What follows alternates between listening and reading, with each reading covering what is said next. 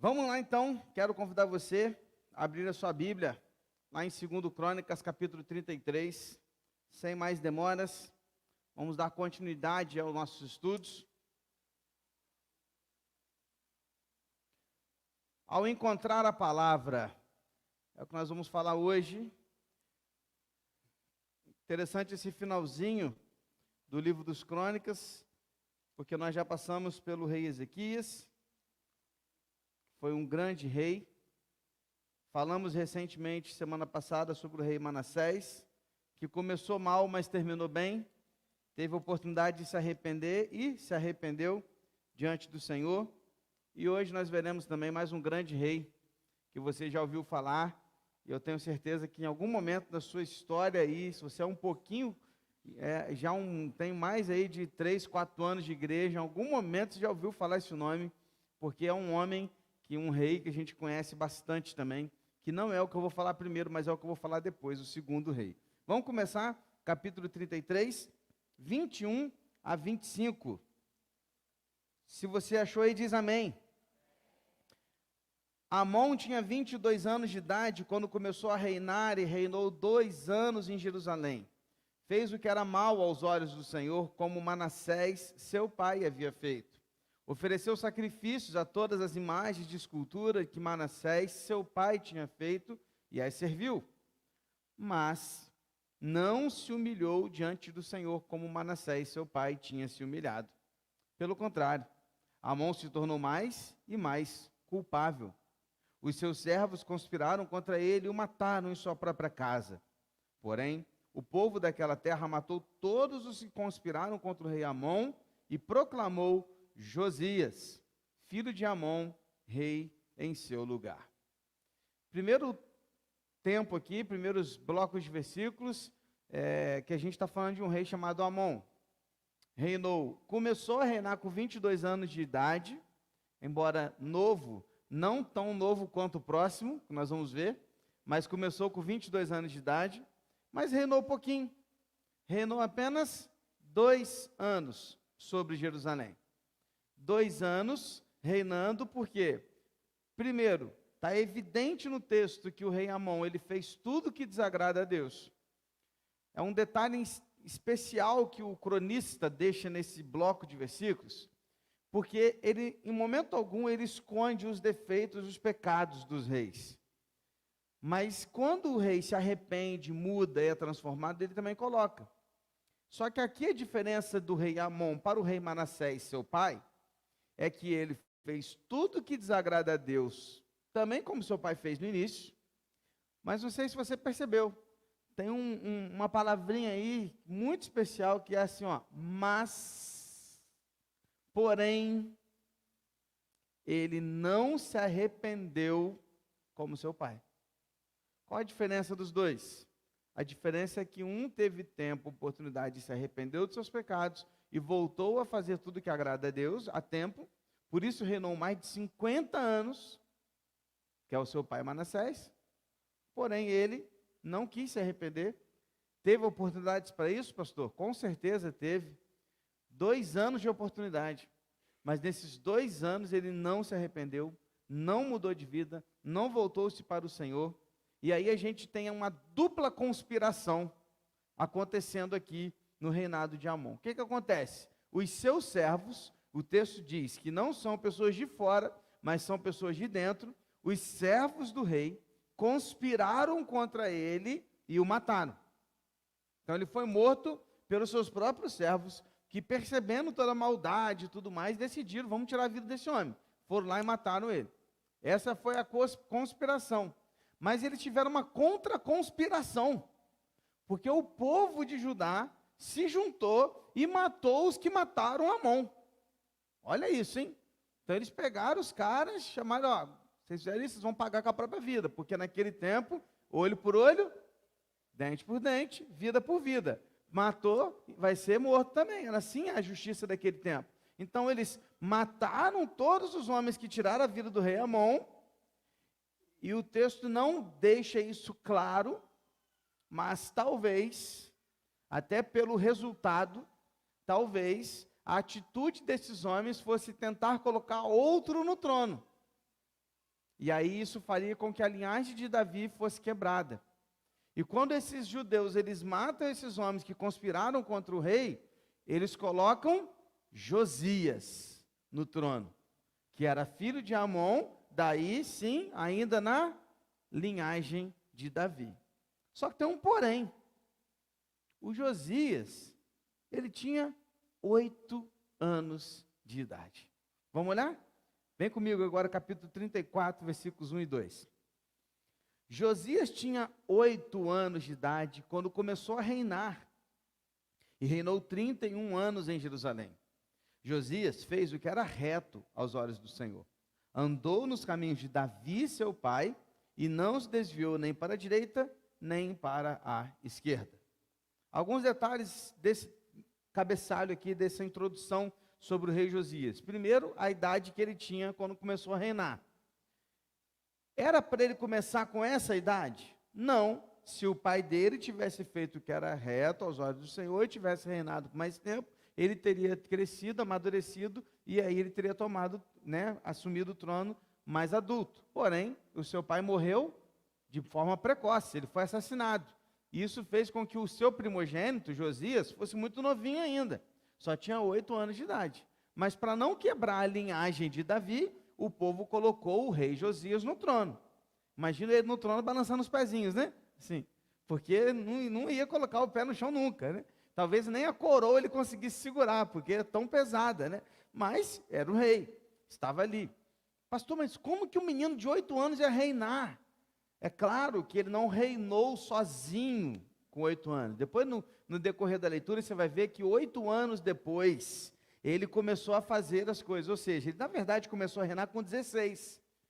Ainda assim é novinho, mas ele teve um período de amadurecimento junto aos anciãos que estavam ao seu lado e estavam ali liderando.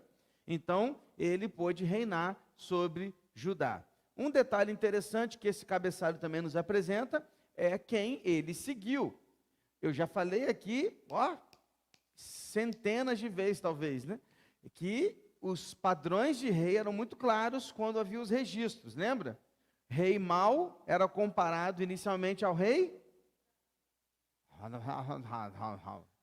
Jeroboão, lembra? O rei mau era comparado ao rei Jeroboão. O rei Amon, ele foi comparado ao seu próprio pai, Manassés. Mas é porque Manassés também não fez nada que agrada a Deus, embora ele tenha se arrependido depois, mas o padrão dele foi um padrão negativo. Mas o padrão sempre de um rei negativo era Jeroboão. E o padrão de rei positivo? Davi, esse vocês sabem, né? Davi era o rei positivo. Então, sempre que um rei fazia algo que era de acordo com a palavra de Deus, dizia-se que ele andou nos caminhos de Davi. Então, o texto está deixando claro para a gente que ele andou nos caminhos de Davi, que ele seguiu os preceitos do Senhor. Por quê? Porque ele andou segundo os caminhos do rei Davi, que é, na verdade, o caminho que agradava o Senhor. Vamos continuar então, 3-7. No 8º ano do seu reinado, sendo ainda moço, percebe? No 8º ano do seu reinado, significa que agora ele tem quantos anos? 16. Foi aqui que ele começou. Josias começou a buscar a Deus, o Deus de Davi, seu pai. E no 12º ano, agora já está com 20, começou a purificar Judá e Jerusalém dos lugares altos, dos postes da deusa Zerá, das imagens de escultura e de fundição. Na presença dele, derrubaram os altares dos Baalins. Ele despedaçou os altares do incenso que estavam acima deles. Quebrou os postes da deusa Zerá e as imagens de escultura e de fundição. Reduziu-os a pó e os espalhou sobre as sepulturas dos que tinham oferecido sacrifícios a esses ídolos. Queimou os ossos dos sacerdotes pagãos sobre os altares deles e purificou Judá e Jerusalém.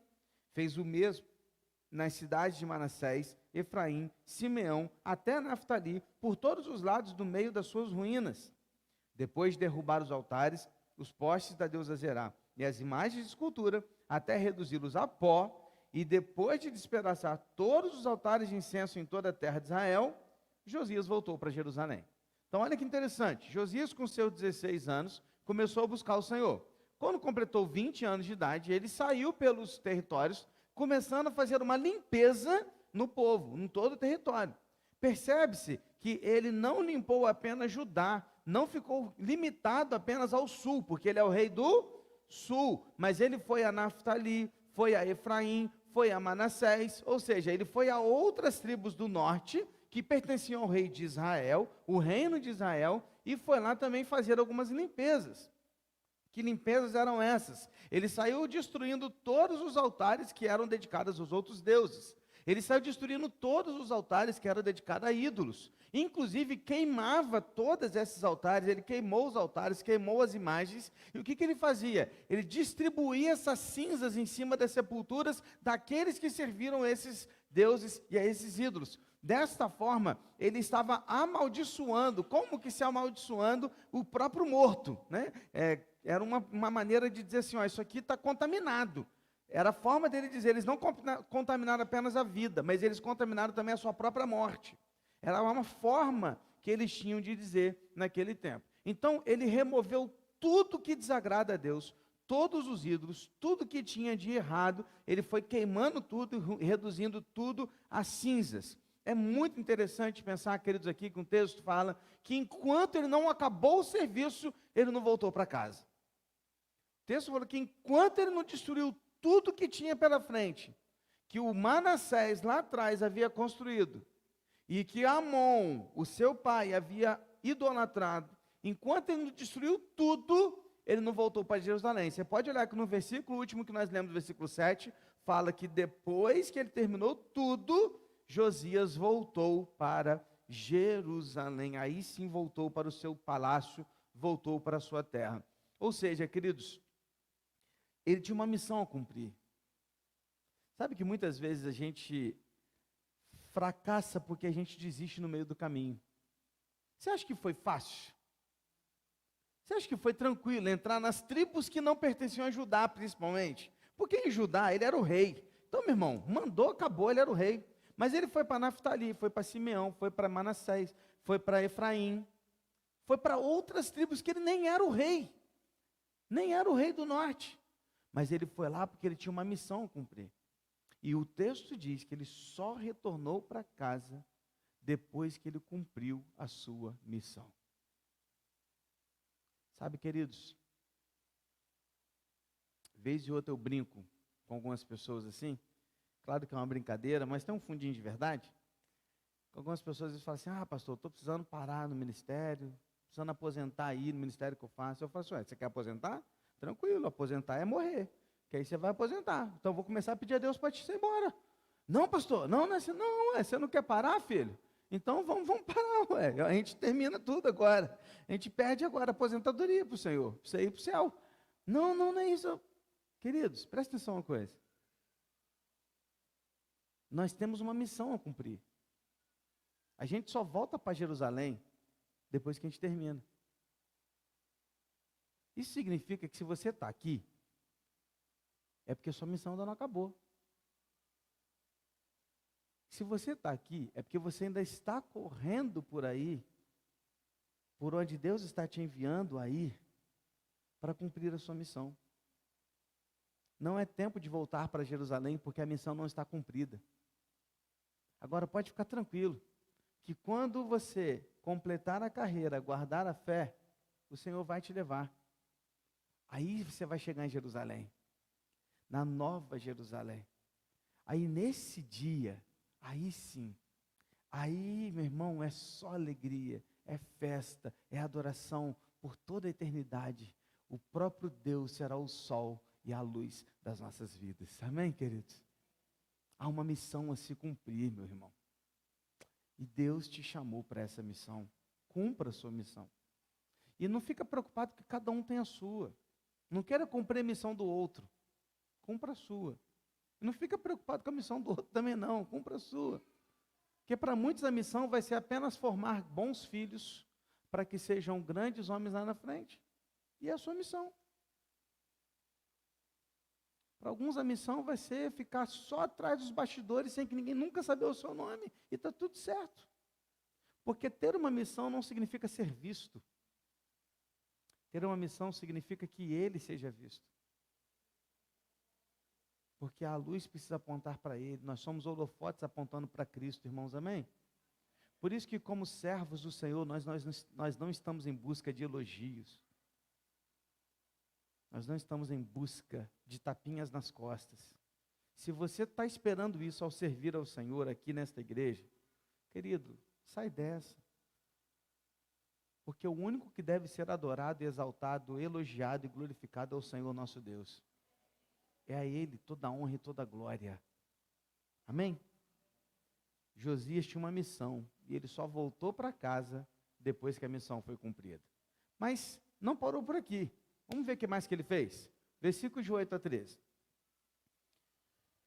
No 18º ano do seu reinado, e aí já ficou mais difícil de fazer conta, porque 12 mais 8, 20 é fácil, né? Mas 18 mais 8, 26? É isso? Então agora está com 26 anos de idade. Idade do pastor, novinho. Havendo já purificado a terra e o templo, Josias ordenou que Safã, filho de Azalias, Maazéias, governador da cidade, e Joá, filho de Joacás, cronista, reparassem a casa do Senhor seu Deus. Foram até o sumo sacerdote Ilquias, entregaram o dinheiro que tinha sido trazido à casa de Deus e que os levitas, guardas da porta, tinham ajuntado. Dinheiro provindo das mãos de Manassés, Efraim e de todo o resto de Israel, bem como de todo Judá e Benjamim e dos moradores de Jerusalém. Eles o entregaram aos que dirigiam a obra e tinham seu encargo à casa do Senhor, para que pagassem aqueles que faziam a obra, trabalhadores da casa do Senhor, para repararem e restaurarem o templo. Deram o dinheiro aos carpinteiros e aos construtores, para comprarem pedras lavradas e madeiras para as junções, e para servirem de vigas para as casas que os reis de Judá deixaram cair em ruína. Esses homens trabalharam fielmente na obra.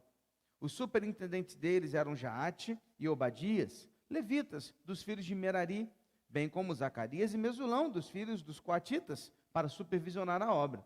Todos os levitas, peritos em instrumentos musicais, eram superintendentes dos carregadores e dirigiam todos os que faziam a obra, em qualquer tipo de trabalho. Outros levitas eram escrivães, oficiais e porteiros. Para um pouquinho aqui, irmãos, vamos entender o que está acontecendo aqui. Josias foi e limpou tudo primeiro, fez uma limpeza geral, limpou o templo, limpou as nações, né, a nação, limpou as tribos, tudo. Depois que ele fez aquela grande limpeza, ele tinha uma outra missão. Que missão é essa? Reformar o templo. Porque o templo de Jerusalém, o templo de Deus, estava com muitos problemas.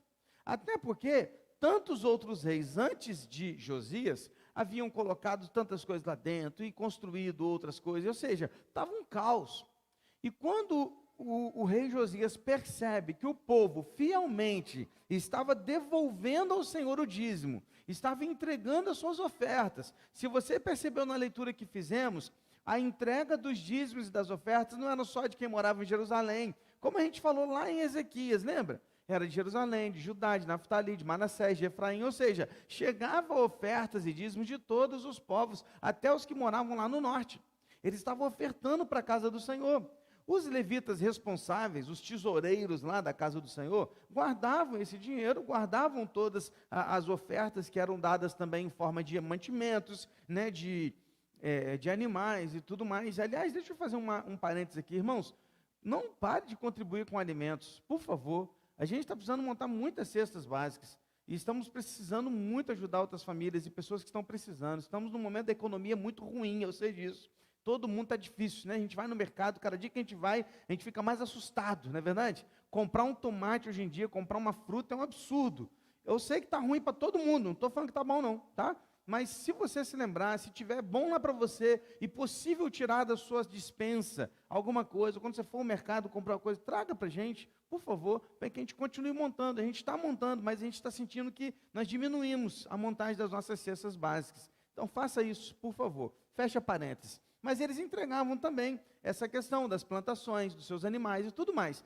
Os levitas guardavam isso tudo e percebendo que estava dando uma sobra de dinheiro, o que o Josias faz? Ele pega essa verba, chama Ilquias e fala, ó, vem cá, agora nós vamos reformar o templo.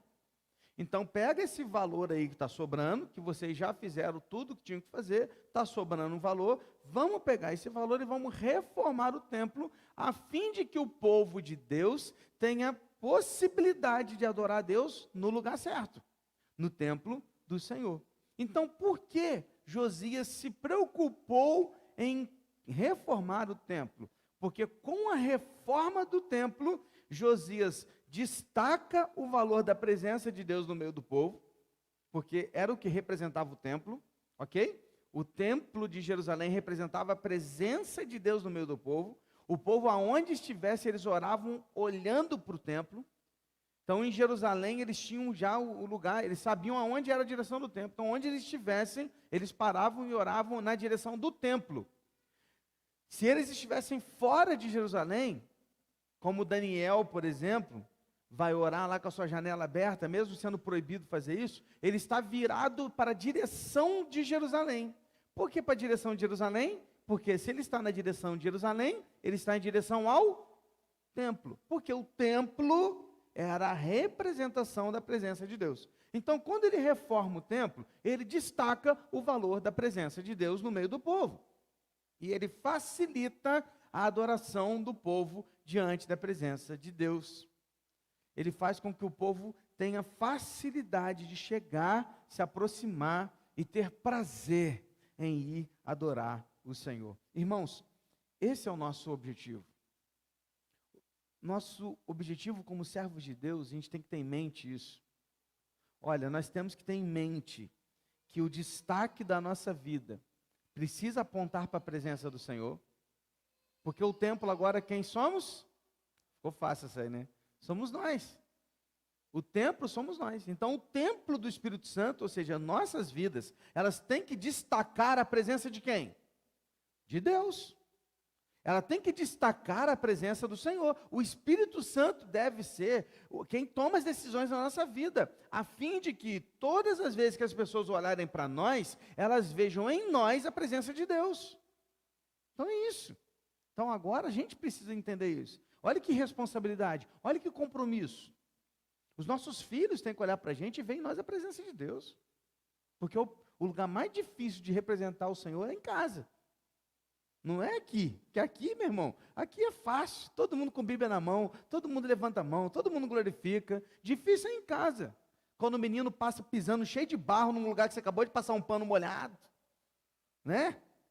Difícil é em casa, quando o filho pede atenção e você está lá no celular e você não tem tempo para responder seu filho.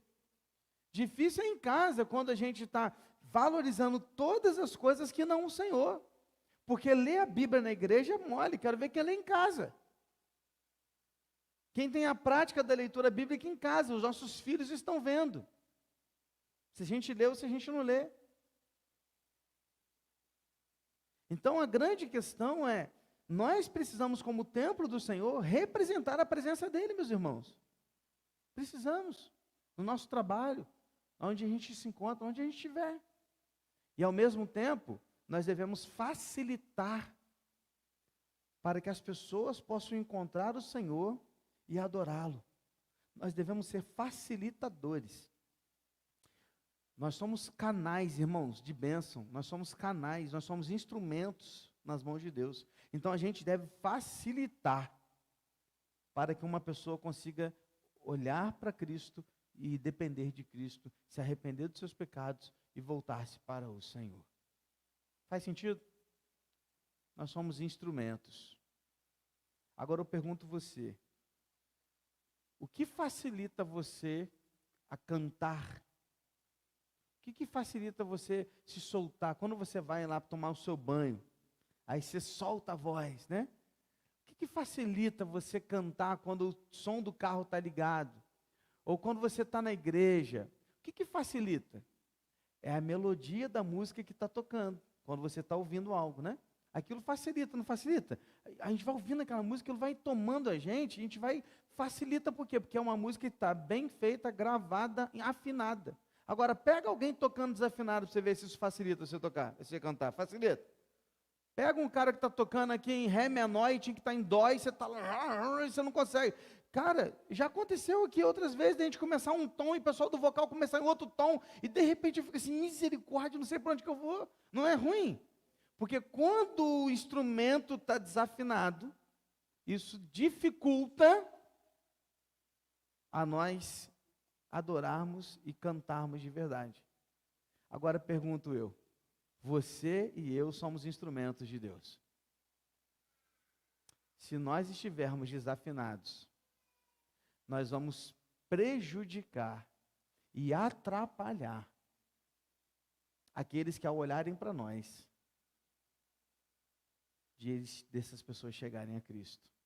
Porque se a gente não está tocando a música certa, a música do céu, com a nossa vida, isso é uma metáfora, tá?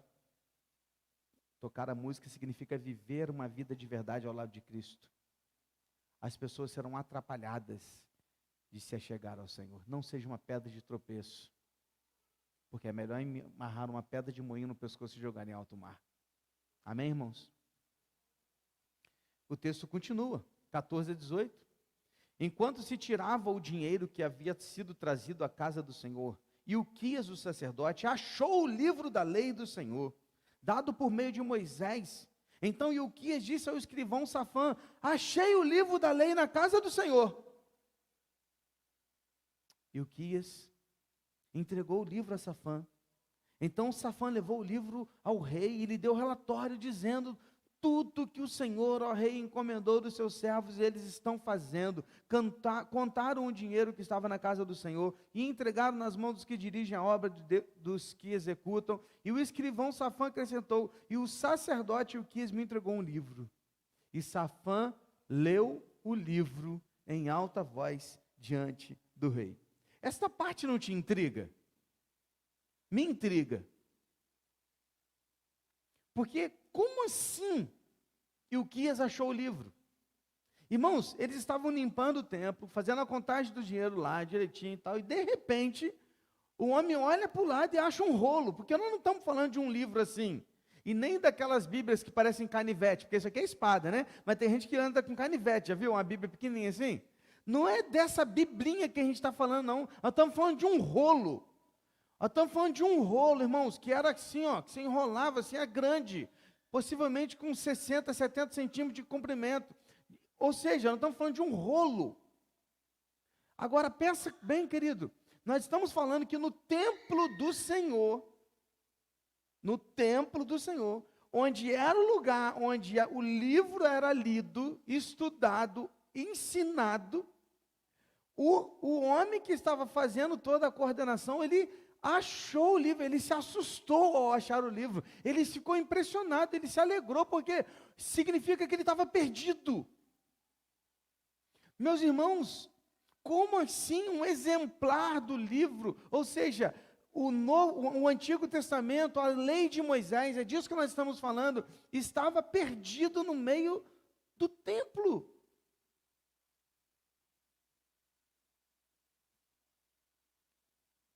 Eu fico me perguntando como pode. Eles não tinham acesso ao principal, que era a palavra de Deus. E eu fiquei pensando depois aqui, tentando, né, exemplificar isso na nossa vida, porque e se fosse com a gente? Esquece a internet. Esquece que existe celular, que existe acesso à internet. Esquece isso. Imagine que não exista esse acesso hoje, que você só tenha Bíblia aqui, livro. Eu te pergunto, meu irmão, se você perder a sua Bíblia, você vai sentir falta dela?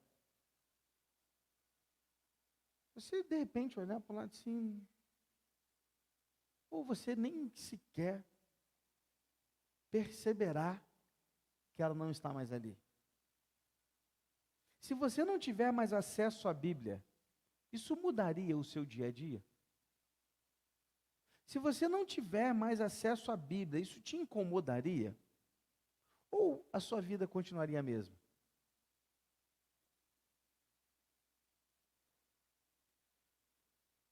A pergunta que a gente deve nos fazer é essa.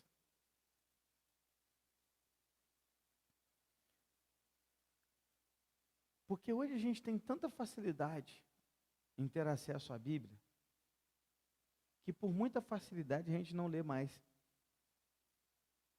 Antigamente a gente lia a Bíblia e lia assim: vós sois, tu és, né, incorruptíveis. Palavras que a gente lia, às vezes nem entendia, mas a gente lia. Era uma versão, meu irmão. Era a revista atualizada e olha lá. Hoje em dia tem a mensagem, linguagem de hoje, Nova Almeida atualizada, NVI, NVT, King James, para quem fala inglês. Tem tudo e qualquer tipo de Bíblia que você possa imaginar, assim, com a mesma mensagem, mas com palavras diferentes assim, para você entender. E a gente não lê. Você tem acesso ao Bíblia livro, ao celular, ao computador, à televisão, até áudio você consegue. Você consegue ouvir a Bíblia na voz do Cid Moreira. Não na minha, que, né? Mas imagina você ouvir lá, o Senhor é meu pastor. Ó, Cid Moreira. Você consegue ouvir a Bíblia, até no Google. Se você colocar lá, a mulherzinha do Google lê a Bíblia para você. Mas sabe qual que é a grande realidade? A grande realidade é que mesmo com tantos acessos, o povo do livro está cada vez mais longe do livro.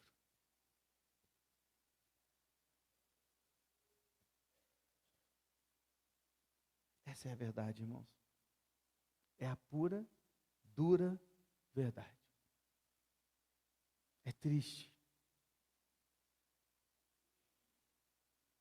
É triste porque a gente está se afastando cada vez mais do livro. Às vezes eu faço brincadeiras, né? Life está chegando aí, a gente vai fazer brincadeiras assim, quero ver. Hein, Aninha? Está chegando, hein? Perguntas bíblicas, torta na cara. Aí pergunta assim, tem vezes que a gente, às vezes faz aqui negócio de almoço.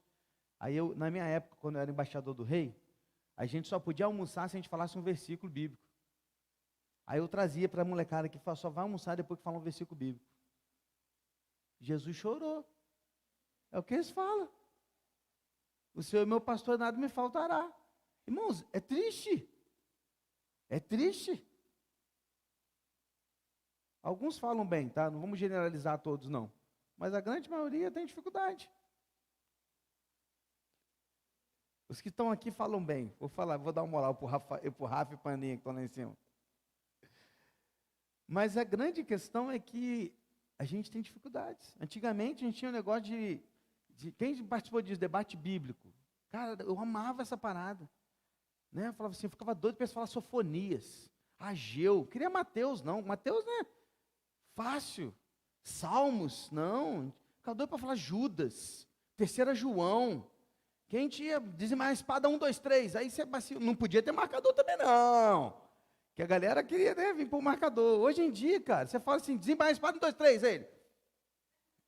Rapidinho acha. É que não sabem. Sabe por quê? Porque, infelizmente, a gente está se afastando do livro.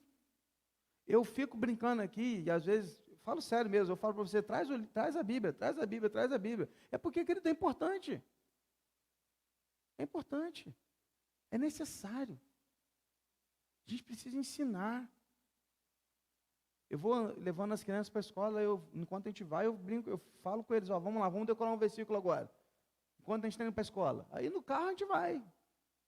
Vamos conversando, e todo dia a gente vai. Eu repito o versículo até eles aprenderem. Mas a gente tem que fazer isso, irmãos. Sabe por que os nossos filhos não se apaixonam pela Bíblia? É porque nós pais não somos apaixonados por ela. Porque os filhos, eles geralmente copiam aquilo que os pais estão fazendo. Segundo Crônicas 34:19 fala que olha a reação de Josias, quando ouviu falar que eles acharam o livro, que eles leram o livro para Josias, ele leu o livro para Josias. É isso que não diz o tempo que isso aconteceu, mas possivelmente não foi rápido, porque ele leu o Pentateuco para Josias. Depois que ele leu o Pentateuco para Josias, olha o que diz o versículo 19, quando o rei Josias ouviu as palavras da lei, rasgou as suas roupas. A primeira atitude de Josias foi se arrepender, foi ficar triste, foi ficar arrependido do que ele estava. Olha que Josias era um homem que andava segundo o caminho do Senhor. E ele mesmo se arrependeu. Ele se humilhou e se entristeceu por causa do pecado seu, por causa do pecado do seu povo. Quando ele ouviu a lei. Irmãos, quando a gente ouve a palavra de Deus, ela precisa causar em nós o mesmo sentimento, a mesma reação. A gente, ao ouvir a palavra de Deus, a gente tem que se arrepender. A gente tem que se entristecer. A gente tem que buscar o Senhor. A gente tem que querer ser diferente. Porque a palavra de Deus, ela transforma. Josias se humilhou, mas ele não parou por aqui. Olha o que ele fez no versículo 20 e 21. Eu deu ordens a Ilquias, a Aicão, filho de Safã, a Abdom, filho de Mica, e a Safã, o escrivão, e a Asaías, servo do rei, dizendo: vão consultar o Senhor por mim e pelos que restaram em Israel e Judá, a respeito das palavras deste livro que foi encontrado, porque é grande o furor do Senhor que se derramou sobre nós, porque os nossos pais não guardaram a palavra do Senhor para fazerem segundo tudo que está escrito neste livro. Perceba, queridos, a questão é que os pais não guardaram a palavra do Senhor, por isso eles estavam sofrendo, padecendo, por quê? Porque o exemplo vem de cima.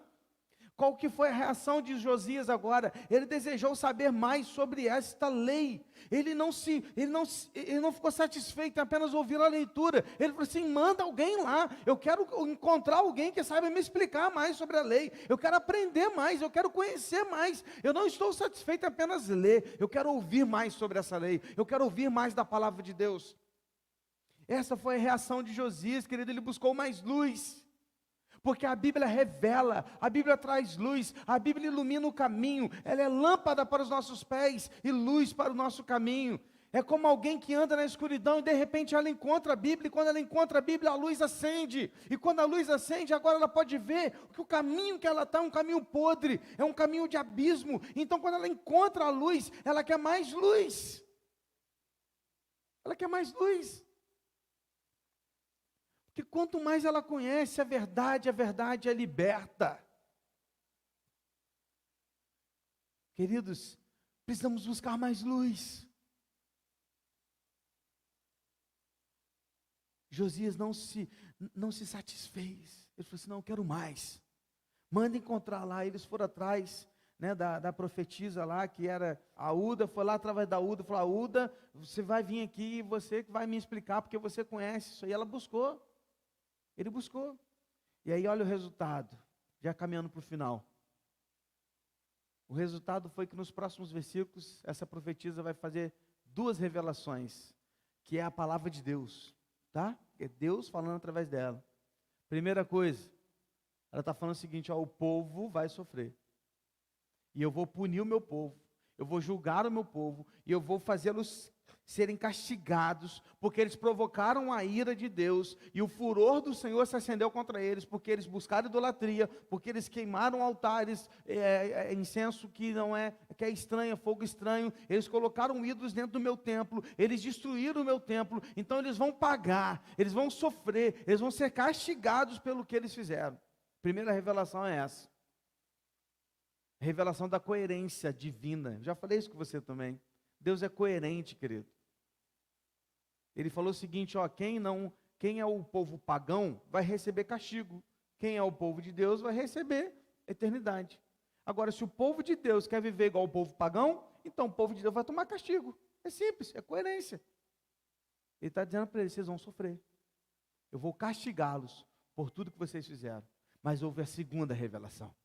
E a segunda revelação foi: Josias, porque você é um homem de bom coração, e Deus olhou para o seu coração quebrantado, olhou a sua humildade, como você se humilhou na presença dele, o seu clamor, as suas lágrimas chegaram no trono de Deus, e porque você orou, porque o seu coração está comigo, eu não vou julgar o povo no seu tempo, só depois que você morrer. Você não vai passar por esse julgamento. Agora presta atenção, querido. Primeira coisa, a Bíblia não diz que Deus olhou o que Josias fez. A Bíblia diz que Deus olhou o seu coração. Muita gente está achando que Deus vai fazer ou vai nos abençoar pelo que a gente faz.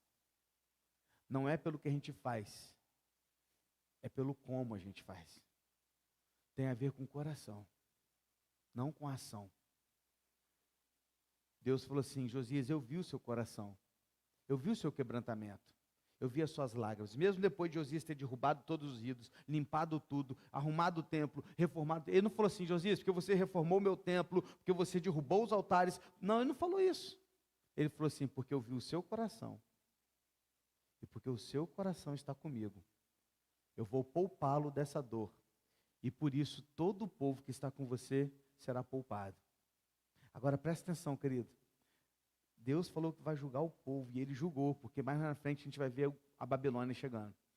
Mas ele vai falar o seguinte: eu vou julgar, mas não no seu tempo. Por causa de você, Josias, o povo será poupado. Agora pergunte-se a si mesmo para a gente terminar. Se Deus decidir tratar as pessoas que estão ao seu redor pelo seu coração, eles serão poupados do julgamento ou serão julgados imediatamente? Porque aquele povo não era um povo bom, mas porque Deus decidiu poupar Josias, todo o povo foi poupado. Porque se Josias fosse como Amon, seu pai, o julgamento ia chegar ali naquela hora. E a revelação seria uma só. Porque vocês me desobedeceram, me desonraram, idolatraram, eu vou julgar vocês. Seria só essa. Mas não foi, porque o coração de Josias estava com o Senhor. Querido, preste atenção.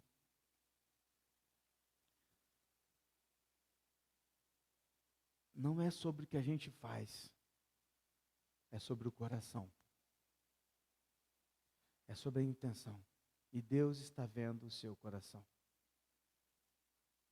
Não adiantou trazer um monte de irmão, filhos de Jessé. Samuel achou que era o mais forte, o mais bonito. E ele falou assim: não, porque eu não vejo como você vê, eu vejo o coração. Não era assim. Ao mesmo tempo, Davi queria fazer o templo para o Senhor, e Deus falou assim: não, você não. É outro. Nem por isso Davi deixou de ser um homem segundo o seu coração, porque não é sobre a obra que ele iria fazer, mas é sobre o coração que ele tinha com o Senhor. Está entendendo? Ao encontrar a palavra, qual reação nós vamos ter? Ou nós vamos nos arrepender e vamos entregar o nosso coração para o Senhor, ou nós vamos continuar na mesma e então receber o julgamento do Senhor, a disciplina do Senhor, a correção do Senhor, porque é assim que Ele faz com o seu povo. Vamos orar? Pai querido, Pai amado, colocamos nossas vidas diante do Senhor e já pedimos perdão. Perdoa-nos porque tantas vezes nosso coração está muito mais naquilo que nós queremos que naquilo que o Senhor quer. Perdoa-nos porque tantas vezes afastamos da palavra enquanto deveríamos nos aproximar dela. Perdoa-nos, ó Deus, porque o povo do livro não conhece o livro. Perdoa-nos, Deus, porque enquanto que nós deveríamos conhecer mais e mais da Tua palavra, nós estamos nos afastando dela. Mesmo estando numa igreja que valoriza isso. Porque não é sobre a igreja, isso é muito mais sobre o nosso coração. Pai, ajuda-nos a mudar. E ao encontrar a palavra como encontramos hoje, possamos, ó Deus, ser transformados por ela. Que ela traga luz às nossas vidas de tal forma que nunca mais a gente queira a escuridão. Porque não tem sentido alguém que encontrou a luz querer voltar para a escuridão. Porque a Tua palavra é lâmpada para os meus pés e luz para o meu caminho. Por isso, queremos esconder a Tua palavra no nosso coração para não pecar contra Ti. Ajuda-nos, ó Deus, a isso. Por favor. É o que nós te pedimos nessa noite. Em nome de Jesus. Amém, Senhor. Que Deus te abençoe. Que Deus te dê um restante de semana guardada, abençoada pelo Senhor. Sábado...